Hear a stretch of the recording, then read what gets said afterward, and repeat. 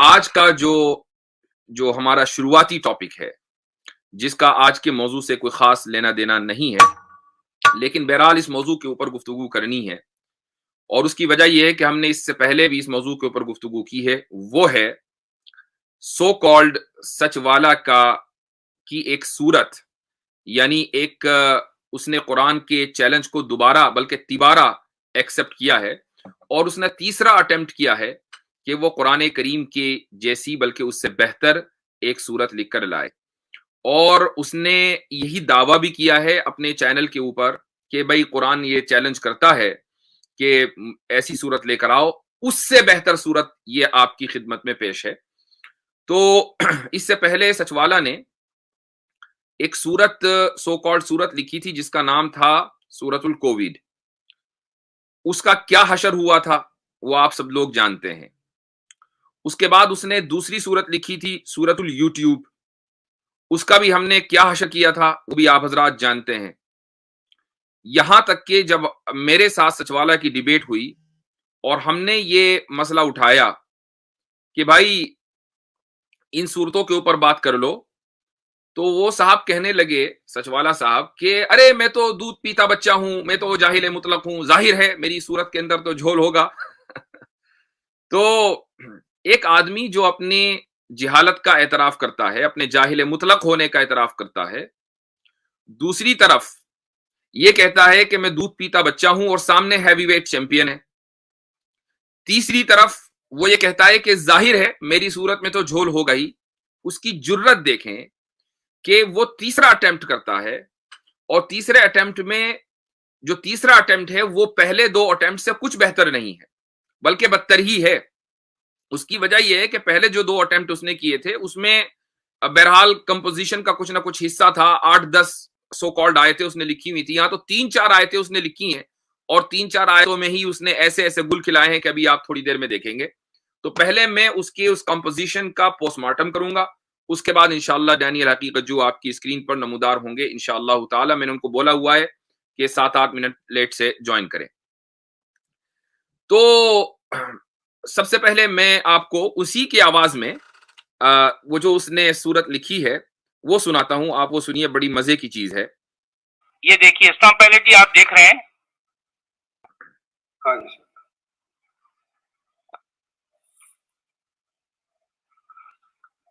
یہ دیکھیے اسلام پہلے جی آپ دیکھ رہے ہیں جی سورت العقل ہندیت وہی 3 آیات۔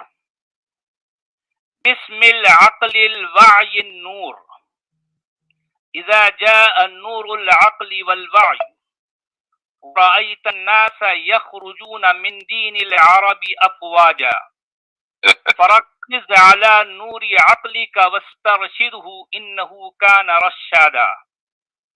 اس کا مطلب یہ ہے جب آ گئی عقل کی روشنی اور فہم و آگہی، تم نے دیکھ لیا کہ لوگ اس عربی کلٹ سے باہر نکل رہے ہیں جوق در جوق، بس تم دھیان رکھو عقل کے اجالے پر اور اسی سے راست روی طلب کرو، بے شک وہی ہے درست راستہ دکھانے والا۔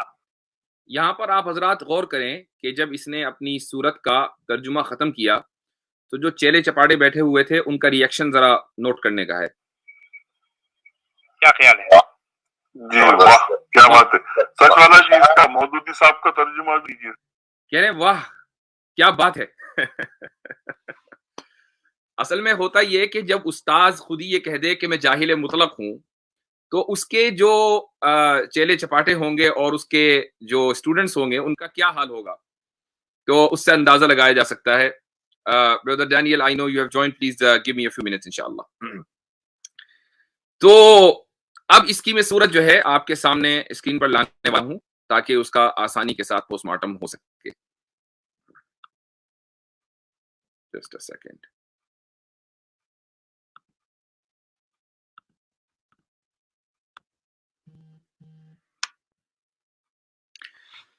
یہ دیکھیے وہ صورت ہے، اس میں اس کی جو شروعات ہے وہ اس طریقے سے ہے، اس نے بسم اللہ بھی بنائی ہے لیکن اس کی بسم اللہ میں بھی گڑبڑی ہے اور اس کی صدق اللہ میں بھی گڑبڑی ہے۔ وہ اس طریقے سے کہ اس نے لکھا ہے بسم العقل الوعی نوری. اب اس کا کیا مطلب ہوا اس کو خود نہیں پتا تھا کیا مطلب ہوا. یہی وجہ ہے کہ اس نے اس کا ترجمہ نہیں کیا. سچ والا نے اس کا ترجمہ نہیں کیا, اس کو آگے بڑھ گیا.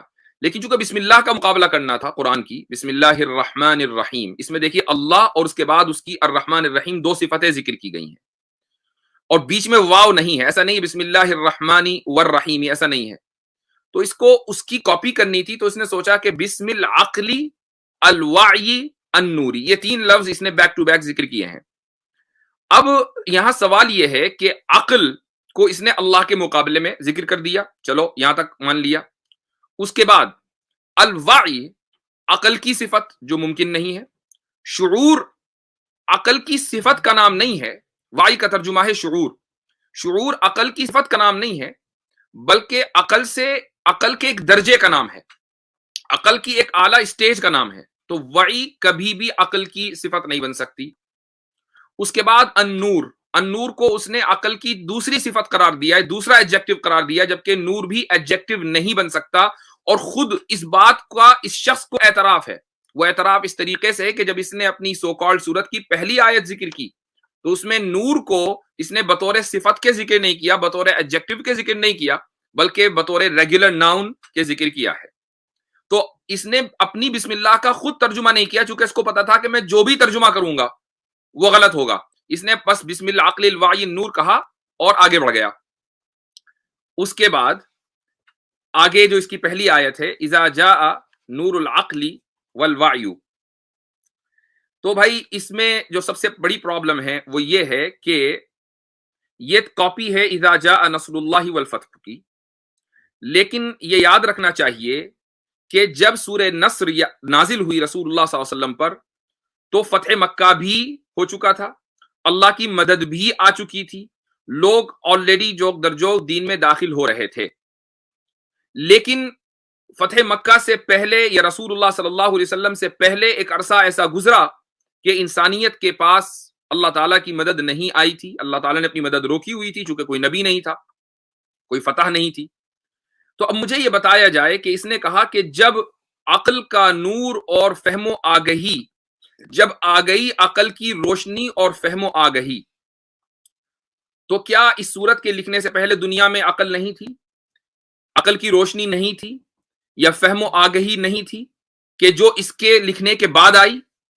آپ یہ دیکھیں کہ جب قرآن کریم کے چیلنج کو آپ ایکسپٹ کریں تو استعمال قرآن سے بہتر ہونا چاہیے, اور آپ کا دعویٰ یہی ہے. دیکھیے کیا لکھ رہا ہے, یہ لیجئے قرآن سے کہیں زیادہ معنی خیز سورت. تو بھائی قرآن سے معنی خیز کیسے ہو سکتی ہے؟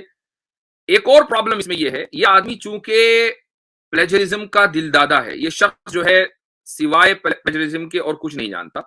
میں آپ کو ایک چیز دکھاتا ہوں, ایک منٹ, جسٹ اے سیکنڈ.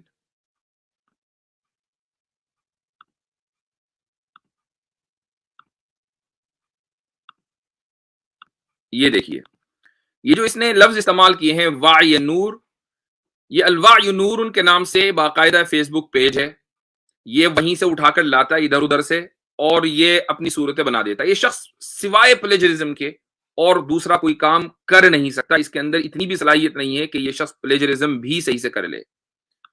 آگے چلتے ہیں, اس کی اگلی آیت کا پوسٹ مارٹم کر دیتے ہیں ذرا سا کوئکلی. ایک سیکنڈ,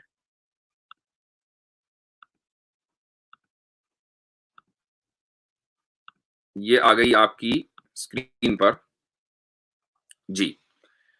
آگے اس نے لکھا ہے نور العقل والوعی, کہ جب آ گئی عقل کی روشنی اور فہم و آگہی. کیا عقل اور شعور الگ الگ چیزیں ہیں؟ شعور دراصل عقل کے اعلیٰ درجے کا نام ہے. جب عقل کے ساتھ علم ہو اسی کو شعور کہا جاتا ہے. لیکن اس نے اس آیت میں, اس جملے میں, آیت تو نہیں کہوں گا, اس جملے میں نور العقل اور وعی کو اس طرح لکھا ہے گویا کہ عقل الگ چیز ہو اور وعی الگ چیز ہو, یعنی فہم و آگہی الگ ہو, جبکہ دونوں ایک ہی چیز ہیں. صرف اتنا فرق ہے کہ وعی یعنی شعور اور آگہی عقل کے اعلیٰ درجے کا نام ہے, دو الگ الگ اینٹیٹی نہیں ہے. یہ ہے اس کی پرابلم. آگے بڑھتے ہیں. وَرَأَيْتَ النَّاسَ, یخرجون من دین العرب افواجا، اس میں سوائے پلیجرزم کے اور کیا ہو سکتا ہے؟ یہاں سوال یہ ہے، اس کا ترجمہ یہ کرتا ہے تم نے دیکھ لیا کہ لوگ اس عربی کلٹ سے باہر نکل رہے ہیں. میرا سوال یہ ہے کہ کس نے دیکھ لیا؟ بھائی قرآن میں وَرَأَيْتَ النَّاسَ يَدْخُلُونَ فِي دِينِ اللَّهِ افواجا ہے، اور ہمارا یہ نہ صرف ایک عقیدہ بلکہ دعویٰ ہے، اور اس کو ہم ثابت کرتے ہیں کہ رأیتا میں جس چیز کو، جس شخص کو مخاطب کیا جا رہا ہے، جس کو ایڈریس کیا جا رہا ہے، وہ کون ہے؟ وہ رسول اللہ صلی اللہ علیہ وسلم ہے. اللہ تعالیٰ ان کو ایڈریس کر رہا ہے، اور اسی لیے رأیتا جو ہے وہ سنگولر، سیکنڈ پرسن سنگولر ہے، یعنی صیغہ مخاطب ہے واحد مذکر. یہاں سوال یہ کہ سچ والا نے جو یہ صورت گڑھی ہے، تو رأیتا کا مخاطب کون ہے؟ کس کو ایڈریس کیا جا رہا ہے؟ اپنے آپ کو ایڈریس کر رہا ہے، تو اس کا مطلب یہ ہے کہ ایڈریس کرنے والا کوئی اور ہے، تو وہ کوئی اور کون ہے؟ اور اگر عام لوگوں کو ایڈریس کر رہا ہے تو پھر پھر سنگولر کا صیغہ کیا مطلب؟ پھر تو جمع کا صیغہ ہونا چاہیے تھا نا، ورأیتم ہونا چاہیے تھا نا، کہ تم سب لوگوں نے دیکھ لیا. ورأیتا کیوں ہے؟ ٹھیک، اس کے بعد آپ یہ دیکھیں وَرَأَيْتَ النَّاسَ يَدْخُلُونَ فِي دِينِ اللَّهِ کو وَرَأَيْتَ النَّاسَ، وَرَأَيْتَ جو کا تو رکھا، الناس جو کا تو رکھا، يَدْخُلُونَ کو يَخْرُجُونَ سے بدل دیا، اور فی دین اللہ کو من دین العرب کر دیا، باقی جو کا تو ہے. اس کو پلیجرزم نہیں کہا جائے گا تو کیا کہا جائے گا؟ ایک اور سوال یہاں پر یہ ہوتا ہے کہ آپ نے چلو لوگوں کو بشارت دے دی کہ ایک عربی کلٹ سے لوگ فوج در فوج نکل رہے ہیں، لیکن نکل کر داخل کہاں ہو رہے ہیں؟ کسی جگہ سے نکلنا کمال نہیں ہے، کسی بری جگہ سے، اگر آپ اس کو برا کلٹ سمجھتے ہیں تو کسی بری جگہ سے نکل کر کسی اچھی جگہ داخل ہونا یہ کمال ہے. اللہ تعالیٰ نے اسی کمال کو ذکر کیا تھا کہ دیکھو لوگ جو ہے شرک کی دلدل سے نکل کر اللہ کے دین میں فوج در فوج داخل ہو رہے ہیں. اللہ نے نکلنے کا ذکر نہیں کیا، داخل ہونے کا ذکر کیا، چونکہ داخل ہونا کمال ہے، نکلنا کمال نہیں ہے. اس نے کیا ذکر کیا؟ اس نے کہا کہ عرب کے کلٹ سے لوگ فوج در فوج نکل رہے ہیں، ٹھیک ہے، کہاں جا رہے ہیں؟ اس کا کوئی ذکر نہیں، چونکہ یہ لوگوں کو کنفیوز بنا رہے ہیں. جتنے ملحدین ہیں یہ لوگوں کو کنفیوز بناتے ہیں، مرتدین. آگے ایک اور عجیب بات اس نے لکھی ہے، وہ یہ ہے کہ فرکز علی نور عقلک، بس تم دھیان رکھو عقل کے اجالے پر. آپ مجھے بتائیے کہ اجالا کس کو کہتے ہیں؟ کیا اجالا ایسی چیز ہے کہ جس پر دھیان رکھنا پڑے؟ جب سورج کی روشنی نکلتی ہے، سورج کا اجالا ہوتا ہے، تو کیا آپ دھیان سے دیکھتے ہیں تب جا کر وہ اجالا آپ کو نظر آتا ہے، یا آپ آنکھیں کھولتے ہیں اور وہ اجالا آپ کے سامنے موجود ہوتا ہے؟ تو ایسی عقل کس کام کی کہ جس کے اجالے کے اوپر دھیان رکھنا پڑے؟ ایسی عقل کس کام کی کہ جس کا اجالا اسی وقت نظر آئے جب آپ اس کا دھیان رکھیں، ورنہ نظر نہ آئے؟ یہ ہے اس کی صورت کے اندر جھول. اور جب ہم کہتے ہیں جھول تو مانتا ہے جھول ہے. اس کے بعد آگے کہتا ہے وَاسْتَرْشِدْهُ، اور اسی سے راست روی طلب کرو، اِنَّهُ كَانَ رَشَّادًا، بے شک وہی ہے راستہ دکھانے والا. اِنَّهُ كَانَ رَشَّادًا، یہ ہے اس کی، میں نے کہا تھا کہ بسم اللہ میں بھی گڑبڑی ہے، صدق اللہ میں بھی گڑبڑی ہے. اس کی صورت کی آخری آیت اِنَّهُ كَانَ رَشَّادًا، اس میں پرابلم کیا ہے؟ اس کا ترجمہ اس نے کیا ہے وہی ہے درست راستہ دکھانے والا. اب میں آپ کو ایک ڈکشنری دکھاتا ہوں تو اس سے آپ کو اندازہ ہو جائے گا کہ کتنا درست راستہ اس کی عقل نے اس کو دکھایا ہے. مسئلہ یہی ہے کہ جب یہ اپنی عقل پر اعتماد کرے گا تو اس کی عقل کبھی بھی درست راستہ نہیں دکھا پائے گی. یہ دیکھیں یہاں پر، یہ آن لائن اویلیبل ہے المعانی. اس میں یہ لفظ دیکھیں رشدہ، رشادہ کا جو لفظ ہے وہ رشدہ سے نکلا ہے. رشدہ نون یعنی نصرہ ینصرو کے باب سے ہے.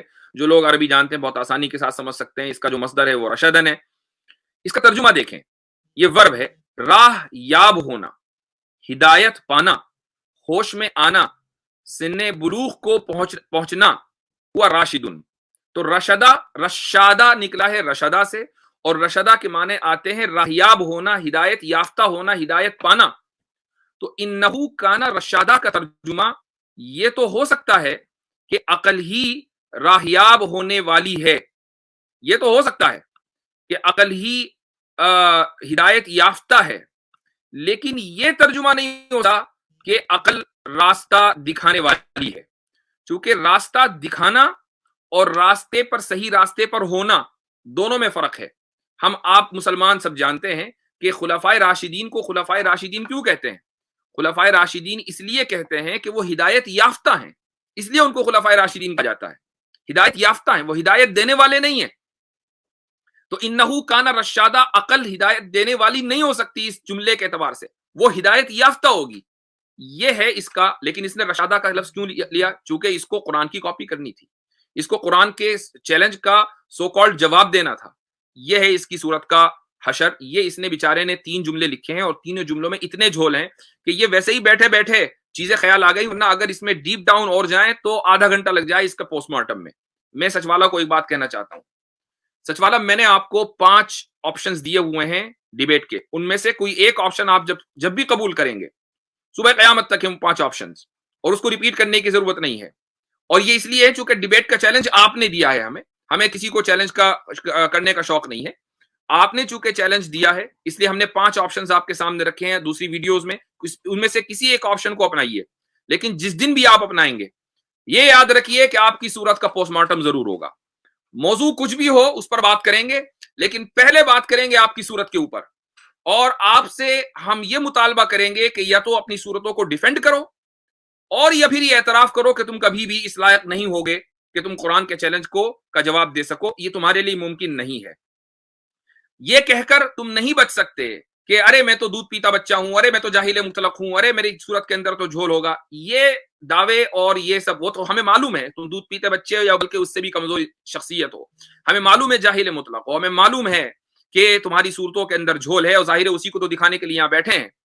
لیکن اگر یہ ان سب چیزوں کا تمہیں اعتراف ہے تو پھر عمل کہاں ہے؟ اس کے علاوہ بہت سی باتیں کہی جا سکتی ہیں اس سو کالڈ صورت کے تعلق سے، لیکن آج کا جو موضوع ہے وہ دراصل یہ نہیں تھا. اس کی چونکہ یہ سو کالڈ صورت کل ہی آئی ہے تو میں نے کہا چلو آج کی اسٹریم میں اس کا پوسٹ مارٹم کر دیا جائے، اور انشاءاللہ دیکھیے وہ کیا کہتا ہے. لیکن آج کی جو اسٹریم کا موضوع ہے وہ دراصل ہمارے مشہور ڈیبیٹر ڈینیل حقیقت جو کے ساتھ گفتگو ہے، اور وہ اس وقت ماشاءاللہ ہمارے ساتھ اسکرین کے اوپر موجود ہیں.